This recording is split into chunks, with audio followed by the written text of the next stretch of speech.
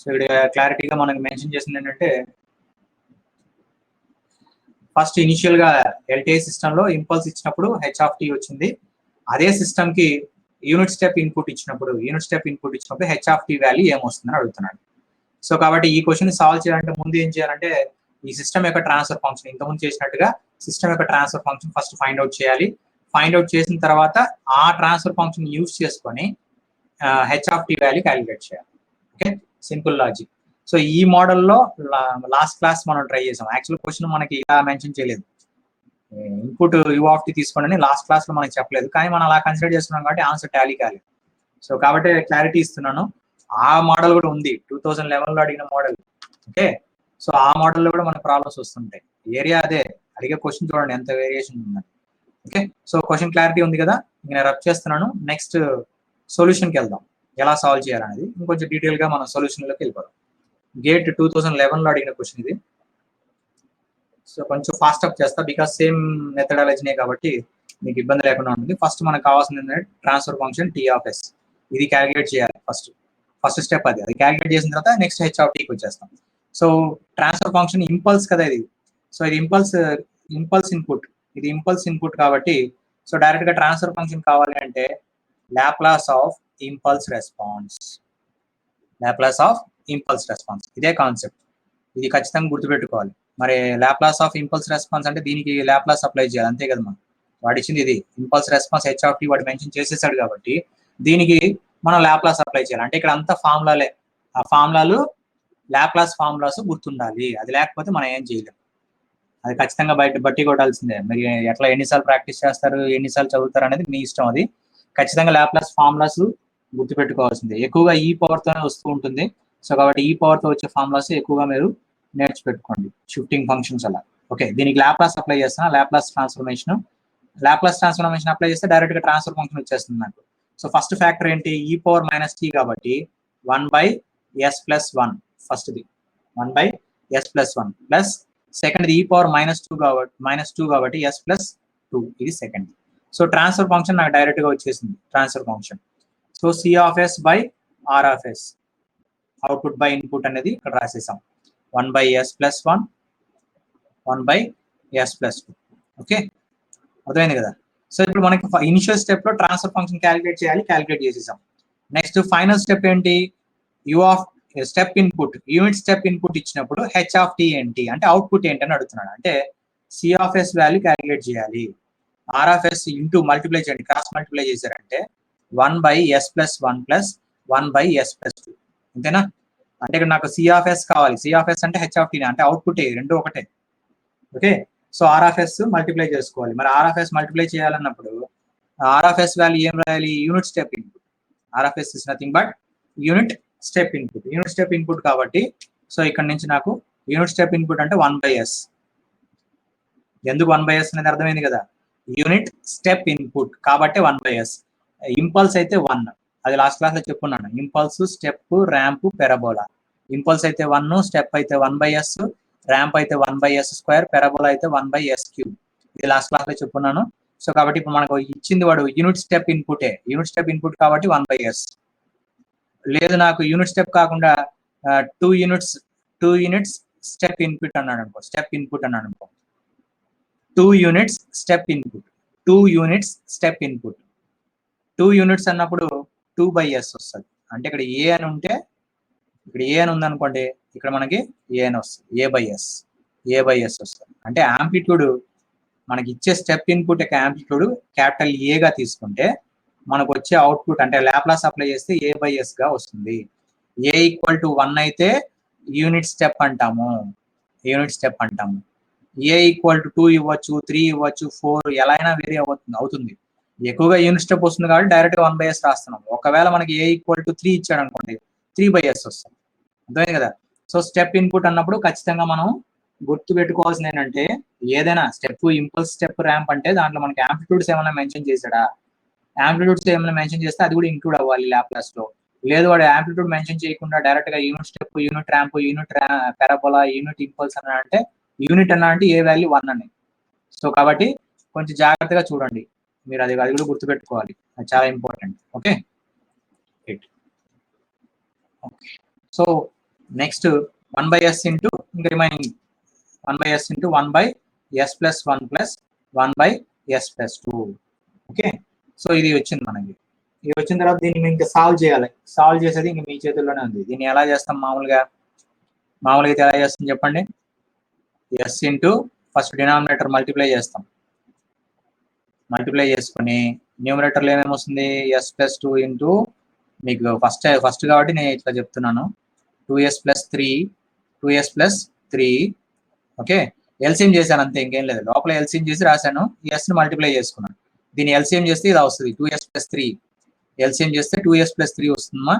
So 2s plus 3 LCM చేస్తే 2s plus 3 into s into s plus 1 into s plus 2. ఇది మనకి LCM చేసుకోవాలి first. ఇవన్నీ ఫాస్ట్గా అయిపోవాలా, మీరు లేట్ చేయకూడదు. Okay right. దీని తర్వాత మనం చేయాల్సింది ఏంటంటే పార్షియల్ ఫ్రాక్షన్స్ చేయాలి.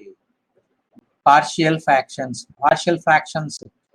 ఫ్రాక్షన్స్ అంటే ఏం లేదు, ఈ ఫ్యాక్టర్ అలానే తీసుకోండి, దీని పార్షియల్ ఫ్రాక్షన్స్ రాయండి, ఫ్యాక్టర్స్ రాయండి.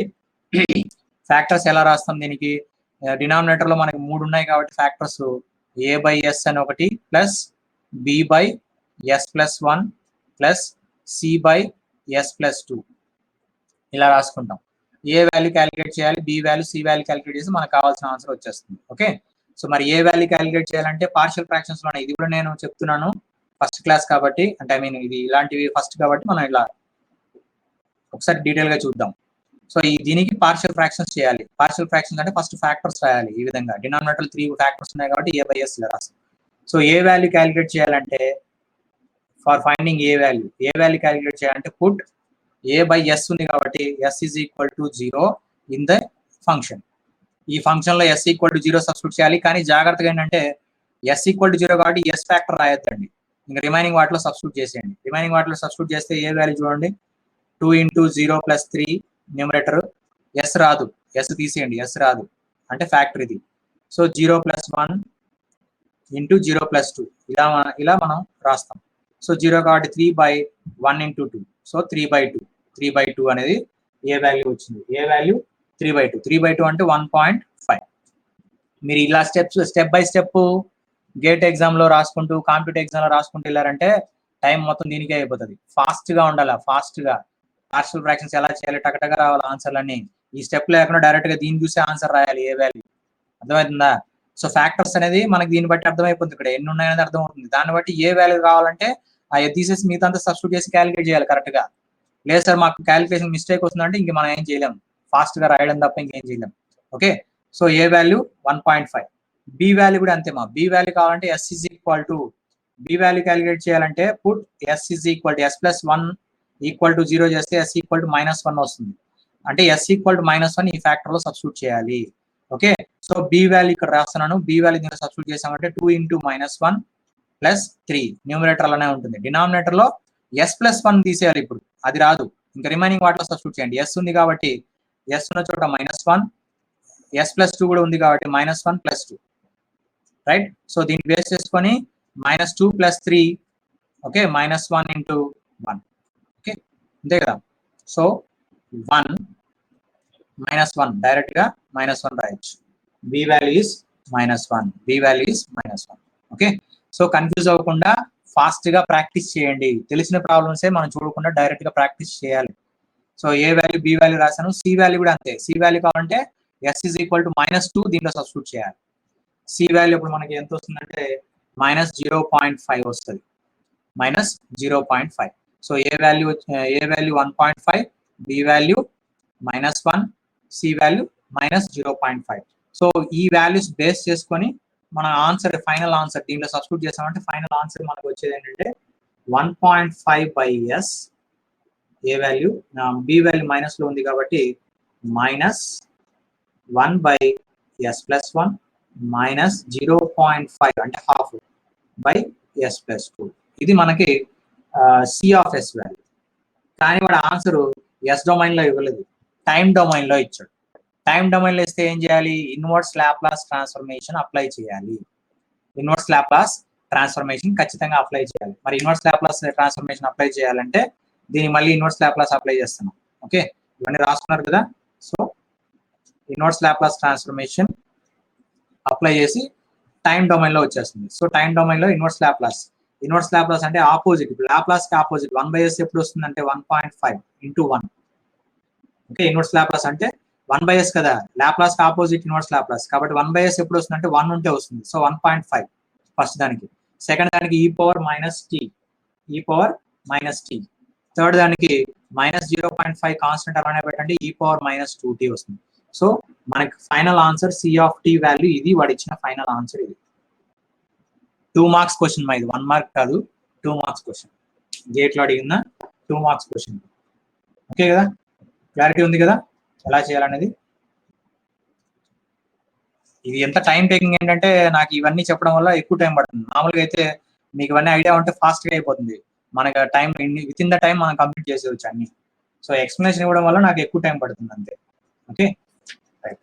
సో ఇది మనకి ఆ మోడల్కి సంబంధించిన ఆన్సర్ ఎలా చేయాలి ఏంటి అనేది ఎక్స్ప్లెనేషన్ ఇచ్చాను. ఓకే సరే, నెక్స్ట్ క్వశ్చన్ చూద్దామా. Next question. ఓకే, ఎన్ని క్వశ్చన్స్ అయినాయి? 2 2 అయినాయా 3 అయినాయా ఇప్పటి వరకు? చాట్ బాక్స్ 2 క్వశ్చన్సా? Okay okay. Third question, old paper 1995 పాత పేపర్ అయినా దాని నుంచి కంటెంట్ వస్తుంది, సేమ్ అలానే ఉంటుంది. క్వశ్చన్ చూడండి. ద క్లోజ్ లూప్ CLTF అంటే close loop transfer function. The close loop transfer function of a control system. Close loop transfer function of a control system is given by C of S by R of S is equal to 2 into S minus 1 by S plus 2 into S plus 1. Okay, for a unit step input, for a unit, total 3 sir, 1 question is yesterday. Okay. Last question, last class అంటే మొత్తం 3 క్వశ్చన్లు అయినాయి, ఇది 4వ question. అయితే అది last class లో miss అయిన క్వశ్చన్ కూడా యాడ్ చేసుకుంటే 3, ఇది 4వది. Okay no problem. So for a unit step input,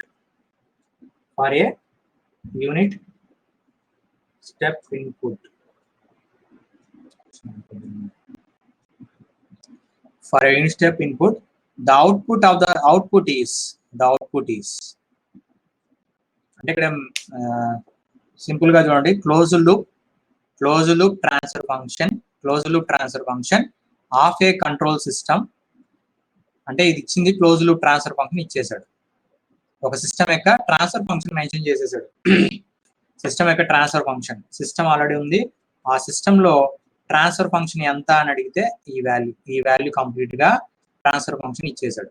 okay, so R of s C of s. వాడు అడిగింది ఏంటి ఇక్కడ, for a unit step input, అంటే ఇన్పుట్ అనేది ఏంటి, యూనిట్ స్టెప్ ఇన్పుట్, కాబట్టి 1/s అనేది ఇన్పుట్ గా ఇచ్చాడు. ఇచ్చినప్పుడు అవుట్పుట్ ఎంత అని అడిగాడు, అంతే డైరెక్ట్ గా అవుట్పుట్ అడిగాడు. అవుట్పుట్ కావాలంటే బేసిక్ ఫార్ములా నుంచైనా రాయండి, మీకు ఇబ్బంది ఏం లేదు.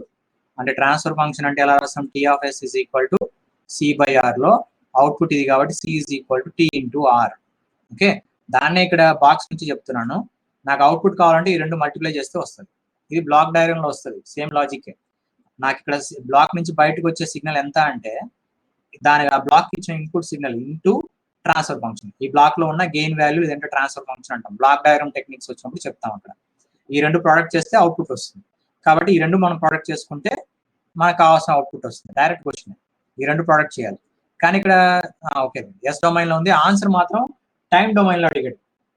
ఆన్సర్ టైం డొమైన్ లో కావాలి, ఎస్ డొమైన్ లో కాదు, టైం డొమైన్ లో కావాలి. టైం డొమైన్ ఆన్సర్ మనకి టైం డొమైన్ లో కావాలి. అంటే ఈ 2 మల్టిప్లై చేయాలి, ఇది ప్లస్ ఇది, ఈ 2 మల్టిప్లై చేసి టైం డొమైన్ లోకి తీసుకురావాలి. Okay, so first s domain లో రాస్తున్నా, C of S is equal to 2 multiply చేయాలి కదా, 1/s ఈ వాడిచ్చిన ఫ్యాక్టర్. సో కాబట్టి 1/s into 2 into S minus 1 by S plus 1 into S plus 2. Okay, so ఇది మనకి ఇక్కడ కూడా అగైన్ ద సేమ్ కాన్సెప్ట్, మళ్ళీ పార్షియల్ ఫ్రాక్షన్స్ వస్తుంది. నేను డైరెక్ట్ గా ఏ వాల్యూ బి వాల్యూ చెప్తాను, ఫ్యాక్టర్ ఎలా రాయాలనేది మాత్రం ఇక్కడ రాస్తున్నాను. s+1 plus c by s+2. s+2నే కాబట్టి s+2. సో ఇది ఇలా సేమ్ మెథడే ఇంతకుముందు మనం డిస్కస్ చేసాం కదా లాస్ట్ క్లాస్లో, అంటే ఐ మీన్ లాస్ట్ ప్రాబ్లం మనం డిస్కస్ చేసాం కదా, సేమ్ అదే మెథడ్లోనే మీరు ట్రై చేయండి. ఓకే, అదే మెథడ్లో ట్రై చేస్తారంటే మనకి ఏ వాల్యూ బి వాల్యూ వస్తుంది. ఆ ఏ వాల్యూ బి వాల్యూతో కలిపి నేను c(s) వాల్యూ రాస్తాను ఇప్పుడు. ఓకేనా, అర్థమైంది కదా. ఏ వాల్యూ బి వాల్యూ ఎంత అనేది నేను ఇక్కడ రాస్తాను. సో ఆ ఏ వాల్యూ మనం క్యాలిక్యులేట్ చేసుకున్నామంటే -1 వస్తుంది, -1. బి వాల్యూ +4 వస్తుంది, రైట్. సి వాల్యూ మీరు క్యాలిక్యులేట్ చేసుకున్నారంటే -3 వస్తుంది, -3. సో ఇవి వాల్యూస్. మీరు పార్షియల్ ఫ్రాక్షన్స్ చేసి ఆ మెథడ్ ప్రకారం ట్రై చేసుకోండి, ఇవే వాల్యూస్ వస్తాయి. సో ఈ వాల్యూస్ వచ్చిన తర్వాత నెక్స్ట్ మనం ఏం చేయాలి, c(s) వాల్యూ వచ్చేసింది డైరెక్ట్ గా, కానీ ఇది ఎస్ డొమైన్ లో ఉంది. మనకు కావాల్సింది టైం డొమైన్ లో కావాలి. క్వశ్చన్ మనకి టైం డొమైన్ కాబట్టి there should be inverse Laplace. అంటే ఇలా వచ్చిన తర్వాత మళ్ళీ మనం ఇన్వర్స్ లాప్లాస్ అప్లై చేయాలి. ఓకేనా, సో ఇలా వచ్చిన తర్వాత ఇన్వర్స్ లాప్లాస్. ఇదన్నీ బేసిక్ కాన్సెప్ట్స్ మీద అడిగిన క్వశ్చన్స్ అనమాట. ఇవి మనకు ఈ క్వశ్చన్స్ డిస్కస్ చేయడం వల్ల మన కాన్సెప్ట్ మీద గ్రిప్ వస్తుంది కొంచెం, అది. ఓకే, సో ఇప్పుడు నాకు c(t) కావాలంటే I need to apply inverse Laplace. L inverse అని రాయొచ్చు, L inverse of c(s). So L inverse of -1/s plus 4/s+1, 4/s+1 -3/s+2, because c value minus కాబట్టి. సో దీనికి ఇన్వర్స్ లాప్లాస్ అప్లై చేయాలి. Minus అలానే పెట్టుకోండి. 1/s అంటే ఏం రాయొచ్చు ఇక్కడ, -1. అప్పుడు మాత్రమే మనకు 1/s వస్తుంది ఇన్వర్స్ లాప్లాస్ అప్లై చేస్తే. 4 కామన్ పెట్టుకోండి, e⁻−t, ఎందుకంటే ఇక్కడ ఫ్యాక్టర్ +1 కాబట్టి -t వస్తుంది. అంటే కోఎఫిషియంట్ 1 కాబట్టి 1 తో మల్టిప్లై అవుతుంది. -3 × e⁻+2 కాబట్టి -2t. So this the answer. ఓకేనా, సో ఆన్సర్ ఏంటనేది అర్థమైంది కదా. So -3 e⁻−2t plus 4 e⁻−t -1. So ఇది మనకి ఆన్సర్, ఆ క్వశ్చన్ యొక్క ఆన్సర్ ఇది. Okay, right. ఓకే, నెక్స్ట్ చూద్దాం.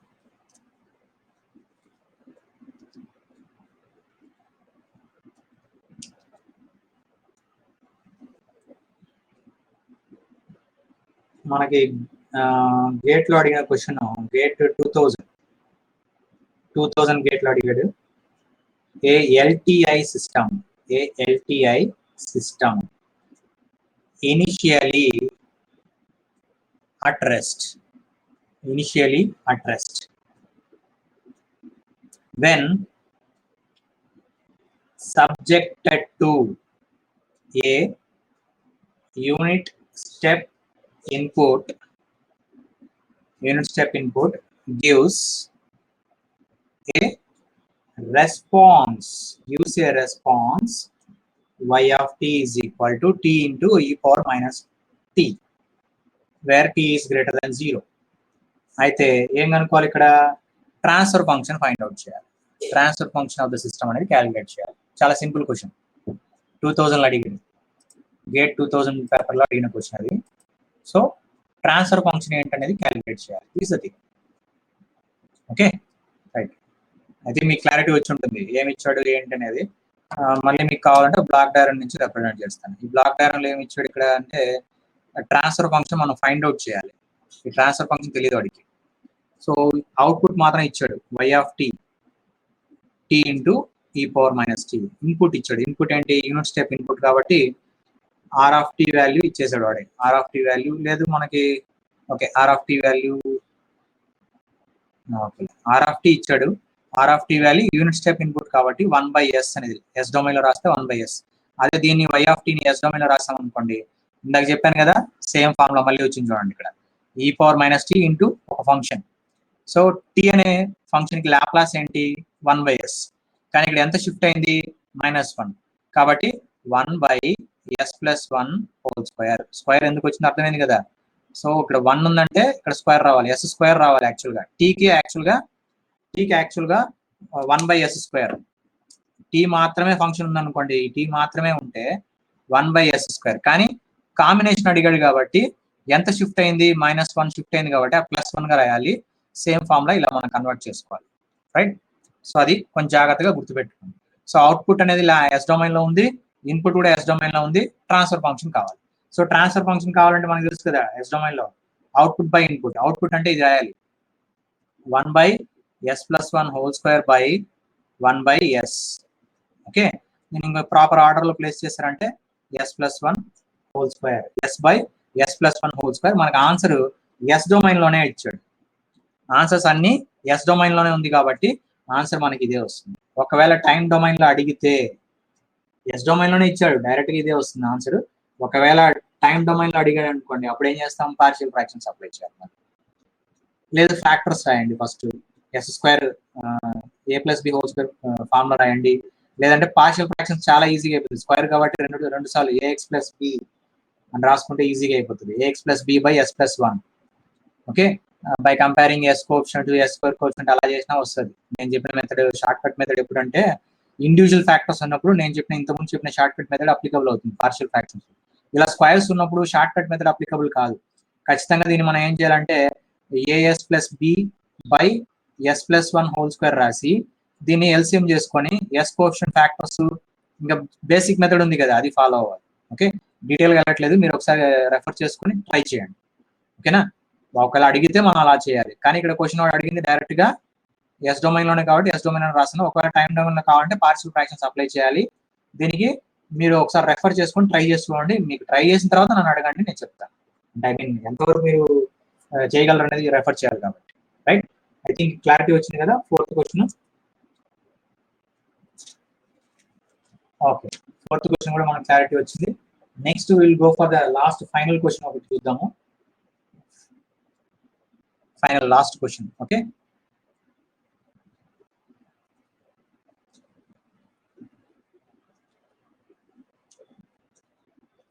ఫైనల్ లాస్ట్ క్వశ్చన్ ఏంటంటే చాలా సింపుల్ క్వశ్చన్. గేట్ 2013 లో అడిగిన question. It's somewhat different. Okay, ఈ క్వశ్చన్ లాస్ట్ 5th క్వశ్చన్ అనుకున్నాం నాకు తెలిసి. The transfer function v2 of s by v1 of s of the circuit shown below. CKT అంటే circuit బాండ్, సర్క్యూట్ అంటే CKT అని రాశాను. Circuit shown below, circuit shown below. Circuit draw చేస్తున్నాను.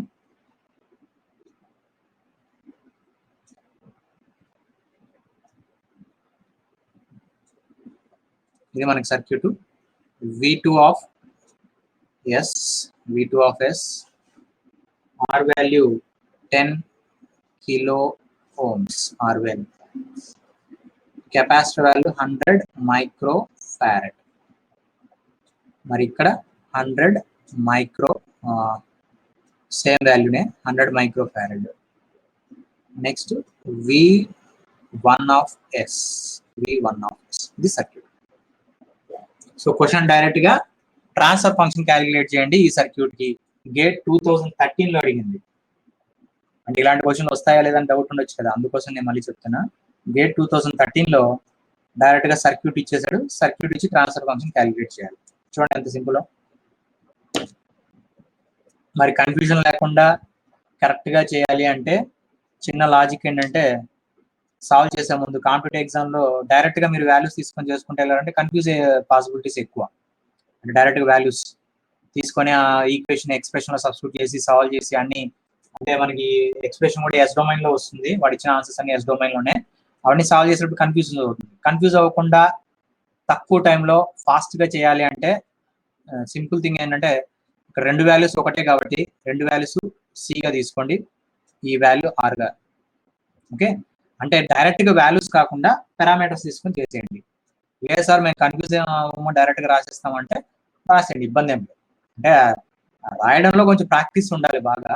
అది ఎలా మనం రాయాలనేది కొంచెం జాగ్రత్త ప్రాక్టీస్ ఉంటే ఈ 6 సి వాల్యూస్ తీసుకోవాల్సిన అవసరం కూడా లేదు. డైరెక్ట్ గా వాల్యూస్ తోనే మనం మేనేజ్ చేసేవచ్చు. అంటే కన్ఫ్యూజ్ అవ్వకుండా ఏ కెపాసిటర్ ఎక్కడ యాడ్ చేస్తున్నాము అనేది ఆలోచించి రాయగలిగితే అసలు ఈ ఆర్సి వాల్యూస్ కూడా అవసరం లేదు. ఓకే, కన్ఫ్యూజన్ పోవడం కోసం నేను ఆర్సి తీసుకుంటాను. మీరు రాయగలిగితే డైరెక్ట్ గా రాసేయండి, ఇబ్బంది ఏం లేదు. ప్రాక్టీస్ ఉంటే డైరెక్ట్ గా రాసేయచ్చు. ఓకే, సో ఇది మనకి సర్క్యూట్. ట్రాన్స్ఫర్ ఫంక్షన్ కావాలి v2/v1 కావాలి. ఇక్కడ సర్క్యూట్ చూడగానే మనకి ఈజీగా అర్థమైపోతుంది. ఇదంతా కలిపి ఒకటే బ్రాంచ్. నెట్వర్క్స్ లో మనం చెప్తారు కదా వోల్టేజ్ డివైడర్ రూల్. ఆ వోల్టేజ్ డివైడర్ రూల్ అప్లై చేయగలిగితే ఆటోమేటిక్గా మనకు కావాల్సిన రేషియో వచ్చేస్తుంది. ఓకే, వోల్టేజ్ డివైడర్ జనరల్గా మనం ఎలా అప్లై చేస్తాము, ఎలాంటి కేసెస్లో అప్లై చేస్తాము అంటే మీకోసం ఫస్ట్ కాబట్టి మళ్ళీ నేను ఇక్కడ చెప్తున్నాను, ఆల్రెడీ ఐడియా ఉంటుంది, రీకలెక్ట్ చేయడం కోసం చెప్తున్నాను అంతే. ఇది యాక్చువల్ సర్క్యూట్, బేసిక్ సర్క్యూట్, రెండు సిరీస్లో కనెక్ట్ చేసాం రెసిస్టెన్సెస్, టోటల్ సప్లై వోల్టేజ్ ఇది, ఒక్కొక్క రెసిస్టర్ దగ్గర E1 E2. Okay, voltage divider represent చేసింది ఏంటంటే E1 value E2 value direct కనుక్కోవచ్చు. ఫర్ ఎగ్జాంపుల్ నాకు E1 కావాలనుకోండి, E1 కావాలంటే total supply voltage V into R1 by R1 plus R2. Okay, అర్థమైంది కదా. E1 కావాలంటే న్యూమరేటర్లో R1 ఉండాలి, అదే E2 కావాలనుకోండి V ఇంటూ R2 తీసుకోవాలి, R1 ప్లస్ R2. ఇది is nothing but voltage divider rule, direct formula. ఇది ఎలా వస్తుంది ఏంటంటే అక్కడ సిరీస్ కనెక్షన్ చెప్పినప్పుడు డెరివేషన్ చెప్తారు బీటెక్ లో, మనకి డెరివేషన్ అవసరం లేదు, డైరెక్ట్ గా ఫార్ములా గుర్తుపెట్టుకోండి. ఇలా రెండు ఎలిమెంట్స్ సిరీస్ లో, రెండు ఎలిమెంట్స్ రెసిస్టెన్స్లే కాదు ఇంపిడెన్స్లు కూడా ఉండొచ్చు. ఇంపిడెన్స్ అంటే ఇండక్టెన్స్ కెపాసిటెన్స్, ఇండక్టెన్స్ రెసిస్టెన్స్, ఓకేనా. అలా ఇంపిడెన్స్లు కూడా సిరీస్ లో ఉన్నా కూడా సేమ్ ఫార్ములానే, మారదు. ఏంటంటే ఇక్కడ Z1 Z2 ఉన్నప్పుడు ఇక్కడ Z1 వస్తుంది, Z1 ప్లస్ Z2 వస్తుంది ఇంపిడెన్స్. సో ఇవన్నీ నెట్వర్క్స్ లో వస్తాయి, అక్కడ కవర్ చేస్తానండి డీటెయిల్ గా. ప్రస్తుతానికి మనకి ఇక్కడ ఏంటంటే ఇక్కడ ఉన్న వోల్టేజ్ డివైడర్ ఏంటి అనేది నేను చెప్పాను బేసిక్ గా. సో అదే వోల్టేజ్ డివైడర్ ఇక్కడ అప్లై చేయాలి, కానీ ఇక్కడ అప్లై చేసేటప్పుడు ఈ రెండు సిరీస్ లో ఉందన్న విషయం మర్చిపోద్దండి.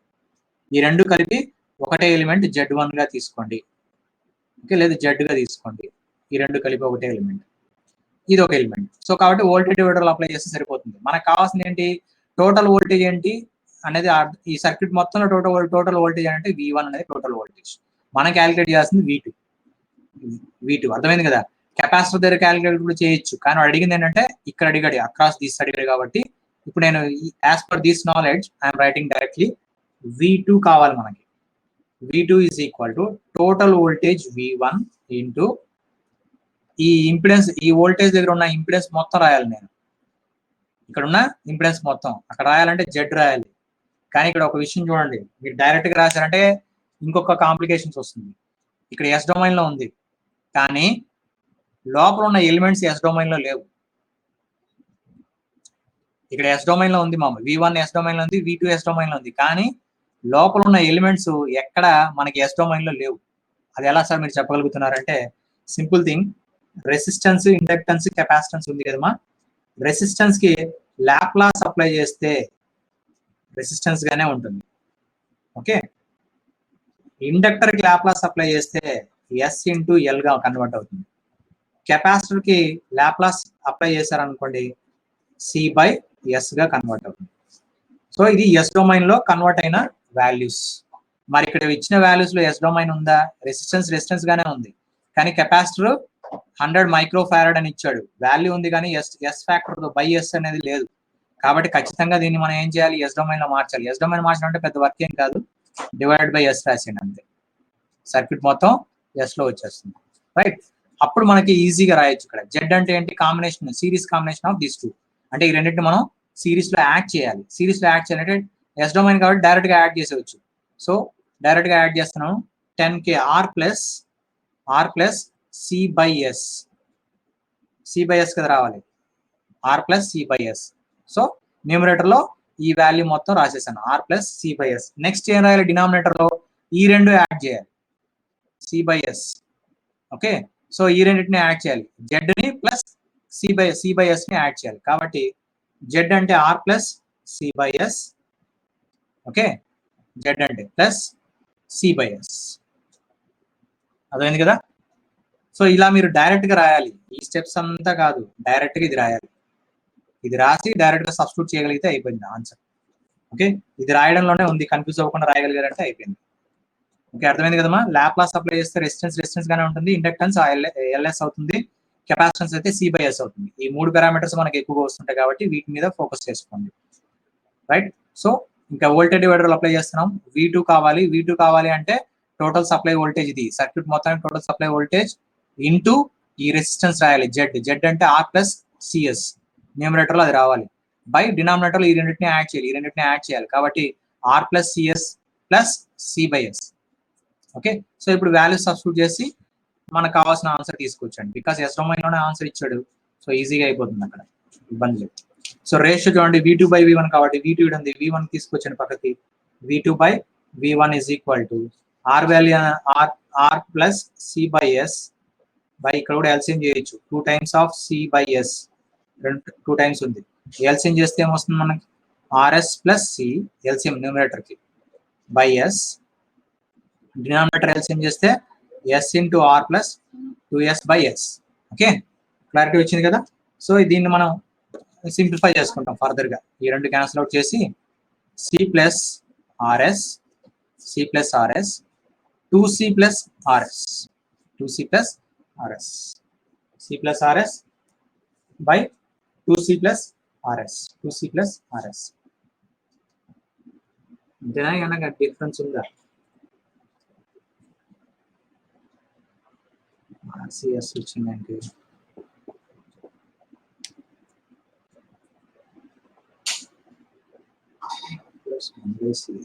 మా ఇక్కడ అర్థమైంది కార్తీక్, ఇక్కడ C/S కాదు రావాల్సింది, 1/CS కావాలి. 1/CS, right.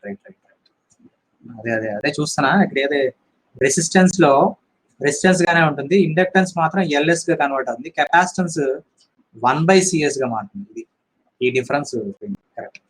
సో 1/CS కాబట్టి మనకి ఇక్కడ మారేది 1/CS, అంటే ఇక్కడ రాసేటప్పుడు కూడా మనం 1/CS గా రాసుకోవాలి.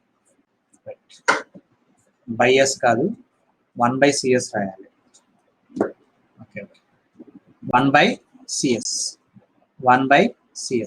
సో ఇక్కడ రాసేటప్పుడు కూడా మనం ఏం రాయాలంటే 1/CS.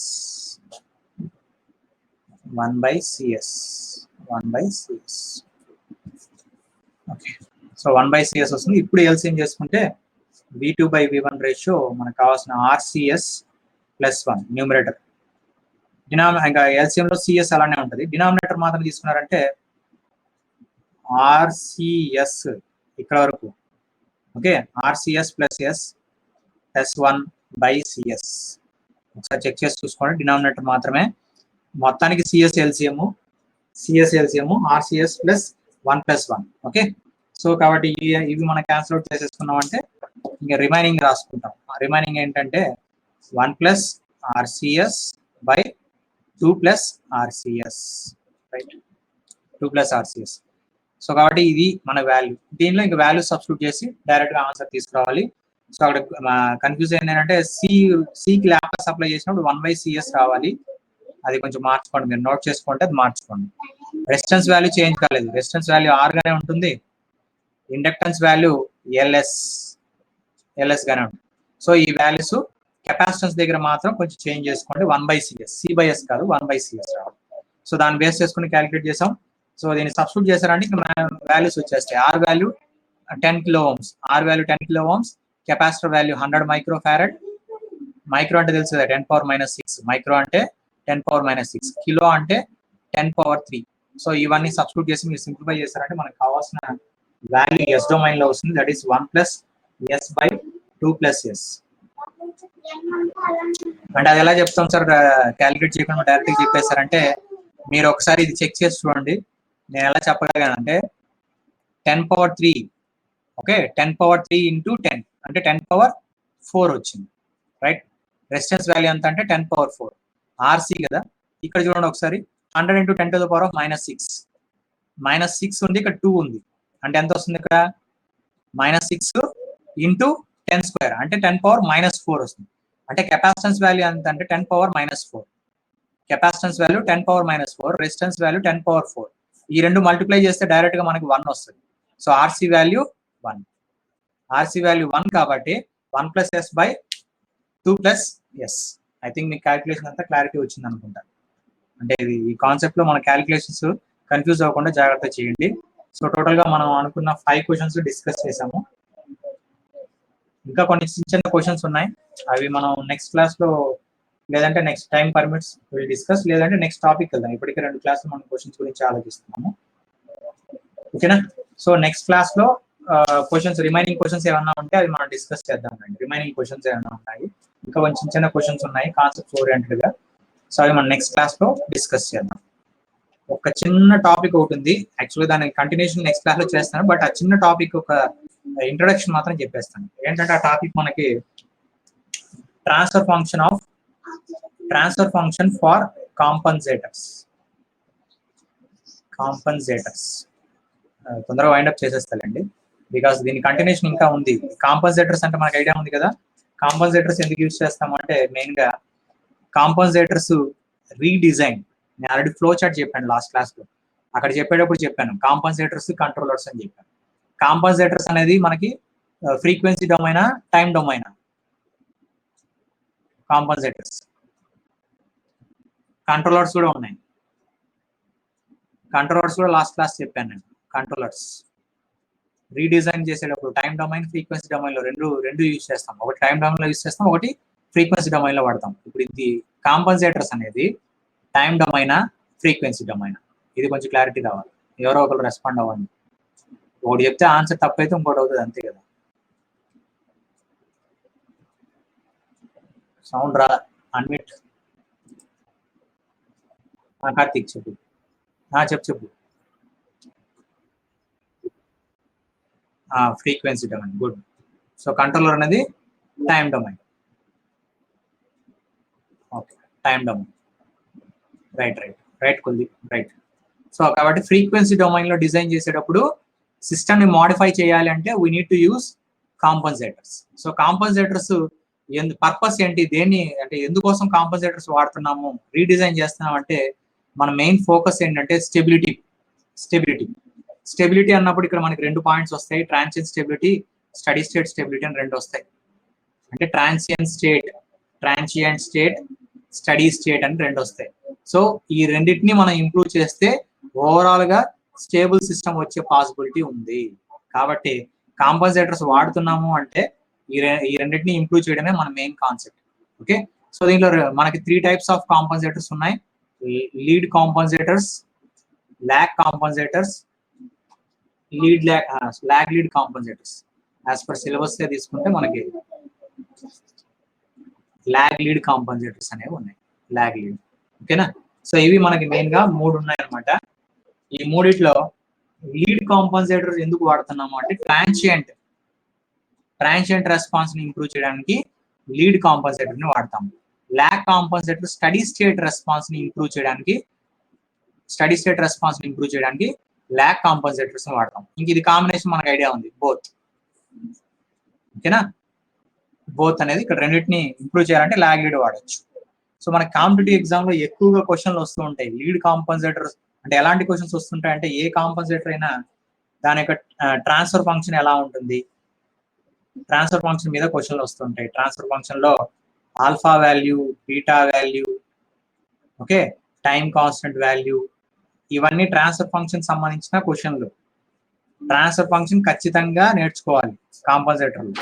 అలానే మనకి ఎక్కువగా అడిగేది నెక్స్ట్ ఏంటంటే ఎస్ ప్లేన్ లో పోల్ జీరో ప్లాట్ అనేది కంపల్సరీగా ప్రతి కాంపన్సేటర్ కి తెలుసుకోవాలి. అంటే మనకి ఎస్ ప్లేన్ లో జీరోస్, హారిజన్ దగ్గర జీరోస్ ఉన్నాయా, లేదు పోల్స్ ఉన్నాయా, ఒకటి ఇలాంటి కాంబినేషన్ వస్తుంది, ఒకటి ఇలాంటి కాంబినేషన్ వస్తుంది. ఓకే, సో మనకి ఇలా మన కాంబినేషన్ వస్తుంది, ఇంకో కాంబినేషన్ కూడా ఉంది. ఈ లాగ్ లీడ్ ఉంది కాబట్టి లాగ్ లీడ్ కూడా మనకి కంబైండ్ తీసుకోవాలి. కంబైండ్ అంటే మనకి ఐడియా ఉంది కదా, కంబైండ్ అంటే ఇక్కడ లాగ్ లీడ్. ఫస్ట్ ఇది తెలిస్తే మనకి క్లారిటీ వస్తుంది. ఇదేంటంటే మనకి ఫస్ట్ సర్క్యూట్ అంటే ఐ మీన్ ఎస్ డొమైన్ లో ఇలా మనం రిప్రజెంట్ చేసాం అనుకోండి, దీన్ని మనం లీడ్ కాంపన్సేటర్ అంటాం. రిప్రజెంట్ చేస్తే లీడ్ కాంపన్సేటర్ అంటాం. మరి ఇది లాగ్ కాంపన్సేటర్ అంటాం. మరి కాంబినేషన్ వచ్చింది అనుకోండి, ఇలా వచ్చింది అనుకోండి, లాగ్ లీడ్ కదా, కాబట్టి మన కాంబినేషన్ ఇలా వస్తుంది అనమాట. రైట్, సో ఈ రెండు మనకి లాగ్, ఓకే, ఇది లీడ్. ఓకేనా, సో ఈ ఎస్ ప్లేన్ అనేది ఇది. సో లీడ్ కాంపన్సేటర్ అయితే ఏది డామినెంట్ అంటే ఏం లేదు, మా ఆరిజన్ కి దగ్గర ఏదైతే ఉందో అది డామినెంట్. ఆరిజన్ కి దగ్గర ఏది ఉంటే అది డామినెంట్. ఇలా రిప్రజెంట్ చేస్తున్నాం అంటే దీన్ని జీరో అంటాం, ఇలా రిప్రజెంట్ చేస్తే పోల్ అంటాం. సో ఇది పోల్ 0. ఇక్కడ చూసారంటే Z1 P1 pole P1, P2 pole, Z1 Z2. Okay, so ఇది కూడా చాలా ఇంపార్టెంట్. పోల్ జీరో ప్లాట్ లో మనకి దీని మీద కూడా క్వశ్చన్లు వస్తున్నాయి, థియరీ క్వశ్చన్. లీడ్ కాంపన్సేటర్ లో డామినెంట్ ఏది? డామినెంట్ అంటే ఆరిజన్ కి దగ్గర ఉండేది ఏది అంటే జీరో. జీరో అనేది dominant pole. Dominant, okay, dominant pole. Dominant ఏది అంటే జీరోస్. పోల్ జీరోస్ ఉన్నాయి లీడ్ కాంపన్సేటర్ లో. ఒక పోల్ ఒక జీరో ఉంటుంది, కంపల్సరీగా ఒక పోల్ ఒక జీరో ఉంటుంది. ఓకే, దాంట్లో ఏది డామినెంట్ అని అడిగాడు అనుకోండి. డామినెంట్ అంటే మీనింగ్ ఏంటంటే ఆరిజన్ కి దగ్గర ఉన్నదాన్ని డామినెంట్ అంట. సో జీరో అనేది డామినెంట్. అలానే ల్యాగ్ కాంపన్సేటర్ లో ఏది డామినెంట్ అంటే పోల్ అనేది డామినెంట్. మరి ఇక్కడ ల్యాగ్ లీడ్ కాంపన్సేటర్ లో ఏది డామినెంట్ అంటామనంటే ల్యాగ్ యొక్క పోల్, ల్యాగ్ ప్రాపర్టీ ఉన్న పోల్. అర్థమైందా? ల్యాగ్ ప్రాపర్టీ ఉన్న పోల్ అనేది డామినెంట్. ఎందుకంటే ఆరిజన్ దగ్గర ఉండేది అదే కాబట్టి అది. ఓకేనా? సో ఇక్కడ మీరు జాగ్రత్తగా గుర్తుపెట్టుకోవాల్సిన పాయింట్, ఆరిజన్ కి దగ్గరలో ఏది ఉంది, లేదంటే నేను చెప్పినట్టుగా డామినెంట్ అన్న పేరుతో గుర్తుపెట్టుకోండి. లీడ్ కాంపన్సేటర్ లో డామినెంట్ ఏది అంటే జీరో. ఓకే, అంటే ఆరిజన్ కి దగ్గర ఉండేది ఏది అంటే జీరో. ల్యాగ్ కాంపన్సేటర్ లో ఆరిజన్ కి దగ్గర ఉండేది పోల్.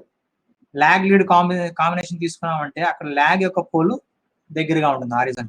సో వీటి మీద కూడా మనకి థియరీ క్వశ్చన్లు ఎక్కువ వస్తుంటాయి. మరి ఆల్ఫా వాల్యూ బీటా వాల్యూ ఏంటంటే alpha value beta value factors. అవి ఆల్ఫా వాల్యూ ఎప్పుడు వస్తుందంటే లీడ్ కాంపన్సేటర్ లో డిస్కస్ చేస్తాం. ఒక ఫ్యాక్టర్ రెసిస్టెన్స్, ఒక సర్క్యూట్ మనం డ్రా చేసిన తర్వాత లీడ్ కాంపన్సేటర్ సర్క్యూట్ ఎలా ఉంటుంది, ఎలక్ట్రికల్ సర్క్యూట్ అనేది డ్రా చేస్తాం, నెక్స్ట్ క్లాస్ లో డ్రా చేస్తాము. సో ఆ సర్క్యూట్ లో రెసిస్టెన్సెస్ అన్ని ఉంటాయి.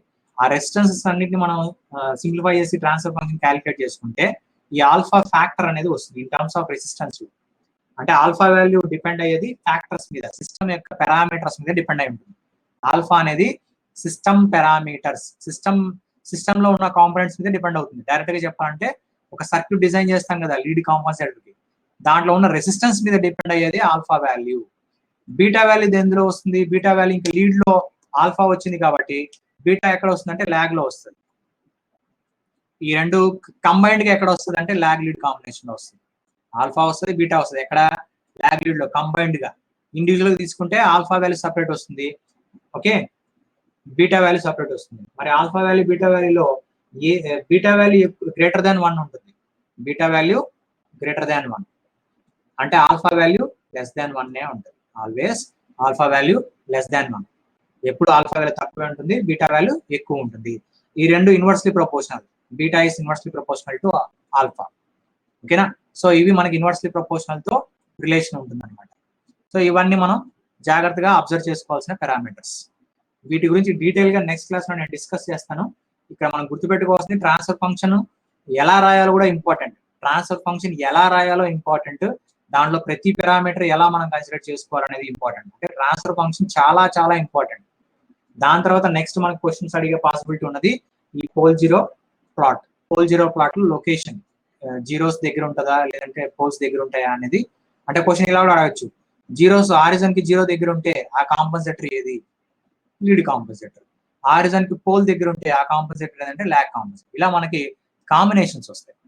అంటే క్వశ్చన్స్ ఇలా కూడా అడిగే పాసిబిలిటీస్ ఉన్నాయి కాబట్టి వీటి గురించి నెక్స్ట్ క్లాస్ లో మనం ట్రాన్స్ఫర్ ఫంక్షన్ ఎలా రాయాలి, ఇంకా ఈ ఆల్ఫా బీటా టైం కాన్స్టెంట్స్ ఎలా మనం క్యాలిక్యులేట్ చేస్తాం సర్క్యూట్ నుంచి, అవన్నీ మనం గుర్తుపెట్టుకోవాలి. దాని మీద మనకి డైరెక్ట్ క్వశ్చన్స్ వస్తాయి. దీంట్లో ఎక్కడ ప్రాబ్లమ్స్ రావు, డైరెక్ట్ క్వశ్చన్స్. ఓకేనా? సో ట్రాన్స్ఫర్ ఫంక్షన్ రాయడం తెలిస్తే ఆటోమేటిక్ గా ఇంకా డైరెక్ట్ క్వశ్చన్స్ వీటిలో ఈ ఏరియాలోనే అడుగుతూ ఉంటాడు కాబట్టి డైరెక్ట్ క్వశ్చన్స్ వస్తాయి. సో కాంపన్సేటర్ పర్పస్ ఎందుకని చెప్పాము, ట్రాన్సియెంట్ స్టడీ స్టేట్. ఇది ఫ్రీక్వెన్సీ డొమైన్ కి సంబంధించింది. సో లీడ్ కాంపన్సేటర్ అయితే ట్రాన్సియెంట్ స్టేట్ ని ఇంప్రూవ్ చేస్తుంది, ల్యాగ్ అయితే స్టడీ స్టేట్ ని, ల్యాగ్ లీడ్ అయితే బోత్. సో ఈ వీటికి సంబంధించిందంతా డీటెయిల్ గా మనం నెక్స్ట్ క్లాస్ లో కవర్ చేద్దాం. ఓకేనా? With support of some problems చూద్దాం. అది కూడా మనకి డైరెక్ట్ క్వశ్చన్స్ కాబట్టి ప్రాబ్లమ్స్ ఏం లేదు, ఈక్వేషన్స్ తెలిస్తే డైరెక్ట్ గా అయిపోతుంది. ఇంకా మనకి నెక్స్ట్ క్లాస్ లో మ్యాథమెటికల్ మోడలింగ్ గురించి ఒకటి ఆల్రెడీ డిస్కస్ చేద్దామని చెప్పాను. ఇక్కడ మెకానికల్ సిస్టము ఎలక్ట్రికల్ సిస్టమ్ అని రెండు ఉంటాయి. సో ఎలక్ట్రికల్ సిస్టమ్ ఇచ్చినప్పుడు ట్రాన్స్ఫర్ ఫంక్షన్ ఎలా కనుక్కోవాలి, మ్యాథమెటికల్ మోడలింగ్ ఎలా రాయాలి, ట్రాన్స్ఫర్ ఫంక్షన్ ఎలా కనుక్కోవాలి. మెకానికల్ సిస్టమ్ అంటే ట్రాన్స్లేషనల్, రొటేషనల్ అని వస్తుంది. సో వాటికి సంబంధించిన ఈక్వేషన్స్ ఎలా రాయాలి, ట్రాన్స్ఫర్ ఫంక్షన్ ఎలా తీసుకురావాలి. ఇవి వచ్చి గేట్ ఎగ్జామ్ లో చాలా తక్కువ వెయిటేజ్, అంటే చాలా తక్కువ మనకి, అంటే చాలా తక్కువ క్వశ్చన్స్ అయితే చాలా తక్కువ వస్తాయి, అసలు కొన్ని సందర్భాలు రావు కూడా. కాబట్టి ఈ ఏరియా చాలా మంది గేట్ ఎగ్జామ్ లో చదివేటప్పుడు చాలా వరకు ఈ స్కిప్ చేస్తారు, ఎందుకంటే ఇది తక్కువ వెయిటేజ్, అంటే ఐ మీన్ వచ్చే ఛాన్సెస్ తక్కువ, కాబట్టి దీన్ని ఎక్కువ ఎవరు పట్టించుకోరు. కానీ మనకి అదర్ కాంపిటేటివ్ ఎగ్జామ్స్ లో వస్తుంటాయి. దీని నాలెడ్జ్ మనకుంటే మనం ఈజీగా ఫర్దర్ గా ముందుకెళ్ళచ్చు. Without this you cannot move. అంటే ట్రాన్స్ఫర్ ఫంక్షన్ రాయడం తెలియకపోతే ఇంకేం చేయలేం.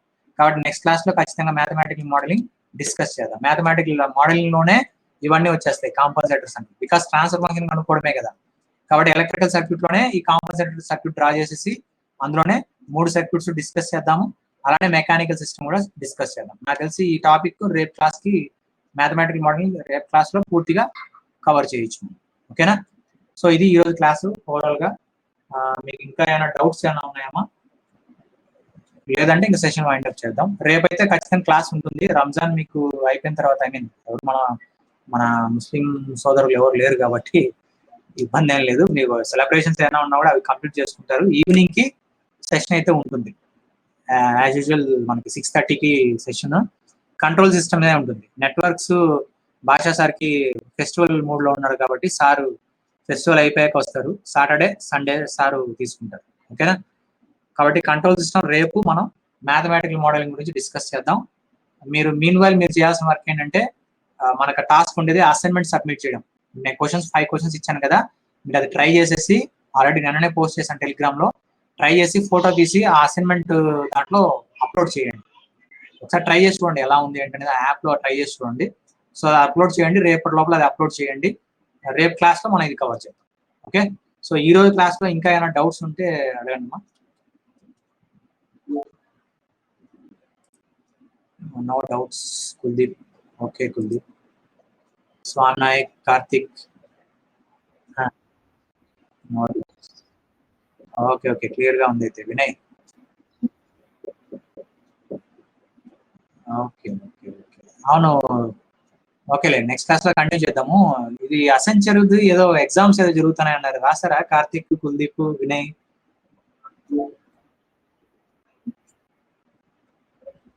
ఆహా,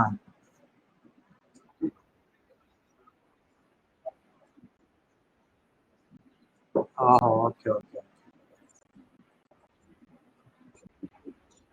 ఓకే ఓకే, అది కూడా రాయండి, ప్రాక్టీస్ చేయండి బాగా. All the best. Okay, thank you thank you. సరే మా ఉంటాం అయితే, బాయ్. రేపు కలుద్దాం. బాయ్ మా.